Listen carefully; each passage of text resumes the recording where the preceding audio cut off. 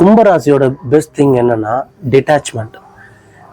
அட்டாச்மெண்ட்டை தான் நம்ம பெருசாக பேசுவோம். ஆனால் இவங்களுக்குள்ள இருக்க அந்த டிட்டாச்மெண்ட்டுங்கிறது எவ்வளோ பெரிய பெஸ்ட்டான விஷயம் அப்படின்னா, நீங்கள் இந்த டிட்டாச்மெண்ட் விஷயம் வந்து எல்லாத்துலேயும் ஒரு பற்றற்ற நிறைன்னு சொல்லுவாங்க இல்லையா, அவங்கனால நீங்கள் எதிர்பார்க்குற சாதாரண மக்கள் மற்ற 11 ராசிக்காரங்க எதிர்பார்க்குற எல்லா விஷயம் இருந்தாலும் இருக்க முடியும், இல்லைனாலும் இருக்க முடியும். அதுக்காக அவங்க புலம்ப மாட்டாங்க. ஈஸியாக ஒரு விஷயத்துலேருந்து டிட்டாச்மெண்ட் ஆயிடுவாங்க. எப்படி சொல்கிறேன்னா, ஒரு மிகப்பெரிய ஒரு விஷயம் நடக்குதுன்னு வைங்களேன், மிகப்பெரிய ஒரு பிரச்சனை நடந்துட்டுருக்கு. அந்த பிரச்சனையில் வந்து சில பேர் பார்த்தீங்கன்னா அந்த அந்த அந்த பிரச்சனை நடந்து முடிஞ்சு என்ன பண்ணுறது தெரியாமல் அப்படி புலம்புவாங்க. ஆனால் அந்த அந்த பிரச்சனை நடக்கிற இடத்துல இவங்க இருந்தால் கூட இதில் இவங்களுக்கே அந்த பிரச்சனை நடந்துக்கணும் வைங்களேன், அது பிரச்சனை நடக்கிற வரைக்கும் தான் அதுக்கு உண்டான ரியாக்ஷன் நல்லா நடந்துக்கும். நடந்து முடிஞ்ச வாட்டி அதை இவங்களே ஒரு அப்சர்வர் பாயிண்ட் ஆஃப் வியூவில், அதாவது இவங்க அந்த இடத்துல இருந்து வெளியே வந்துடுவாங்க, அது வேற ஒரு பாயிண்ட் ஆஃப் வியூவில் அந்த இடத்துல நின்று பார்த்துட்டு, ஸோ இவ்வளோதானே, இதுக்கு எதுக்கு இது பண்ணுற, ஓகே இந்த காலம் மாறும் அப்படிங்கிற ஒரு மனநிலைக்கு அவங்களே அவங்கள டிட்டாச் பண்ணி ஆண்கிற ஒரு இதுலேருந்து விலகி வந்து அவங்களையே வேற ஒரு ஆளாக பார்த்து அதுலேருந்து ஈஸியாக வந்துடுவாங்க.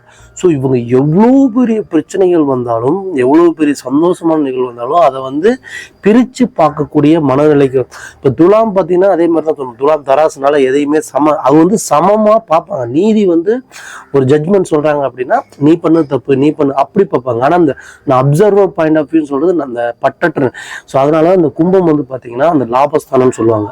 இருக்கிற 11 அதிபதிக்கும் அந்த லாபஸ்தானம் வந்து எந்த அளவுக்கு இருக்கோ அதை பேஸ் பண்ணி தான் அவங்க வாழ்க்கையில் சம்பாதிக்கக்கூடிய பணங்கள், அவங்களுக்கு தேவையான பொருட்கள் எல்லாமே கிடைக்கும். ஸோ லாபஸ்தானங்கிறது ஈவன் அந்த சிம்பிள் வந்து பார்த்தீங்கன்னா அந்த குடம் மாதிரி உள்ள என்ன இருக்குன்னே தெரியாது.